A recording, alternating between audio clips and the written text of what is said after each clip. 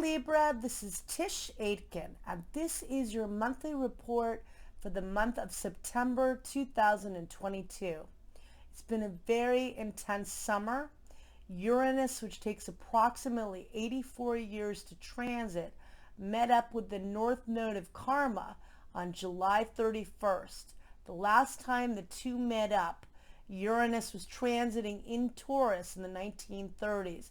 It met up with the South Node in Taurus in January of 1939.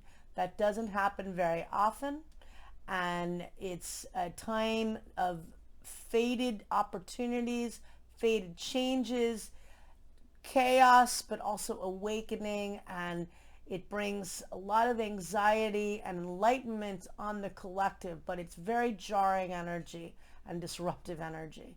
And we're still dealing with that. Uranus is still transiting with the North Node in Taurus. And for you, they're transiting in your house of healing and loss and empowerment and joint resources. So bringing opportunities, hopefully, for financial opportunities out of the blue, because Uranus can bring things out of the blue. The North Node is what we're meant to go towards, and it's transiting in the fixed Earth sign of Taurus through July 12th of 2023.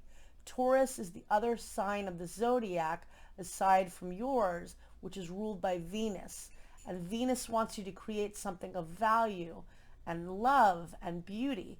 And in Taurus, it's a very pragmatic sign, and it's connected with nature, but also resources and possessions and money. And it's in your money house. So really trying to find new opportunities to bring in financial opportunities, but also it's regarding healing work, because it's a very psychological house and one connected with loss and dealing with renewal. So that is a big emphasis as well.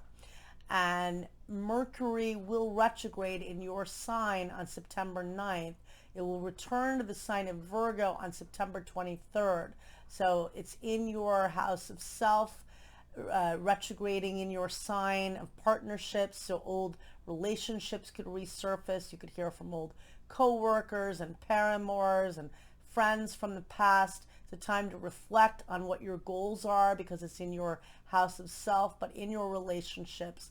And then when it returns to Virgo, it's going to be transiting in your house of endings. It's the house of dreams and spirituality, reflecting on what you need to release to move ahead, any past baggage that you might be holding on to. And many of us, all of us have it at this point. So what can you release that's painful in order to thrive? And also tapping into your imagination. You're a very creative sign. And how can you be more creative and work with your dreams in this time?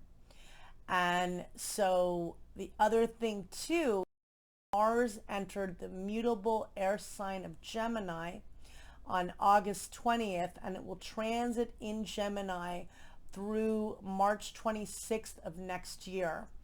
And it is going to be out of bounds from October 22nd through May 4th, which means it exceeds the sun's outer limits, does not play by the rules.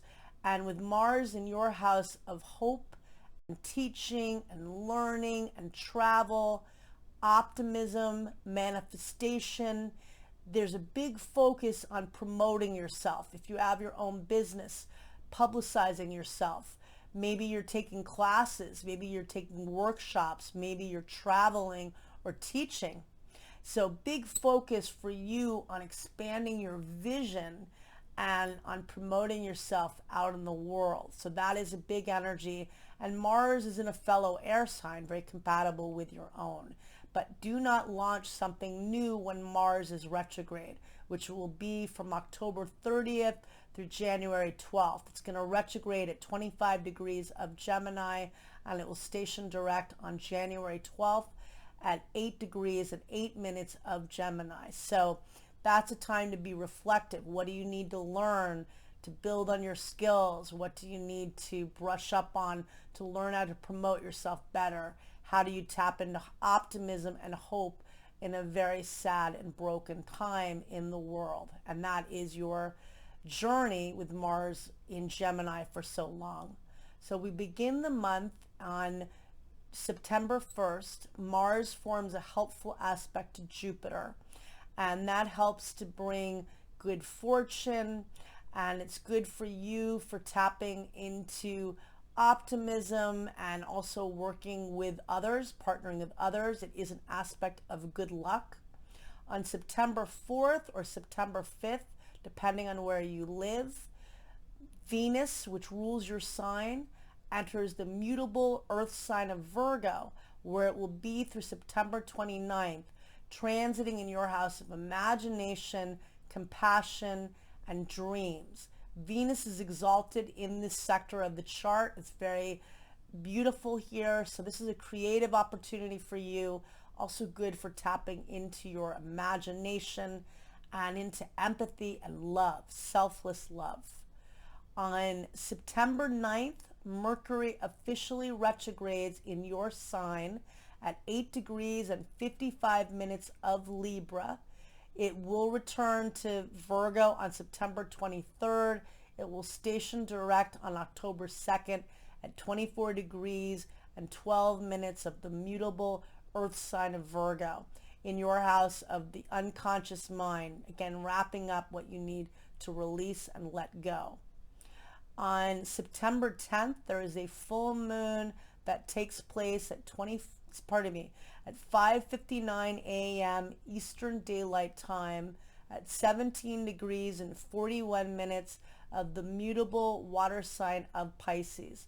This full moon takes place in your house of work, health, habits, and daily routine. Maybe you've been working on a nutrition program or trying to lose weight, and this brings completion. Maybe you're achieving your goals. Maybe there's some hiccups at work or things you need to let go of, or maybe you finally finished something, but it is very emotional energy when the moon is in Pisces, very sensitive energy. Often people get very vivid dreams when it's in Pisces. On September 11th, the sun forms a helpful trine to Uranus, and that's good for you for tapping into being inventive and working with your imagination and being creative. On September 16th, Venus forms a square to Mars, and that's when two planets are 90 degrees apart. And that can be combative energy. It can be sexy energy, but there could be strife. And then the sun opposes Neptune. You could feel very drained, and likely you're going to need to get some rest because it's in your house of work and in your house of sleep and dreams, needing to get sleep. On September 17th, the moon enters the mutable air sign of Gemini, bringing more social energy. And then on September 18th, Mercury, which is the planet of communication, opposes Jupiter. For you, I think that's not a negative thing. It could be a lot of socializing and having fun. Maybe you're partnering with others or going on a date. And then the sun trines Pluto that day. And that's good for healing work. And that's also good for feeling empowered, good for romance. And then on September 19th, Venus forms a beautiful trine to Uranus, and that's when two planets are 120 degrees apart. And that's also really helpful energy around bringing unexpected financial opportunities for you, bringing creative energy, unexpected romantic opportunities potentially. And on September 22nd, it's your birthday season officially begins. In the northern hemisphere, it's the fall equinox, and in the southern hemisphere, it's the spring equinox. It's when the sun is exactly above the equator, and it's equal day and equal night. We honor the season ahead and what it has in store for us. I cast the chart for Washington, D.C., and the chart has Taurus ascendant, which means that Venus rules the chart. Venus is the planet of love. And the north node of karma is conjunct the ascendant, as is Uranus, emphasizing that we all need to get out of our comfort zone to innovate a new future and invent magic and connection in a very alienated time. And let's see. And in the Equinox chart, the Sun and Mercury are conjunct in your sign at the world point in the house of love and creativity and passion. Venus is in its fall position, but it's also in that house. And the Sun and Mercury are opposing Jupiter in the house of dreams and imagination, tapping into compassion and into dreams and imagination. We have to use our love and use that part of our brains to really get us out of this. I think that's part of it too. Suspension of disbelief. On September 23rd, the Sun meets up with Mercury in your sign, good for planning, good for socializing.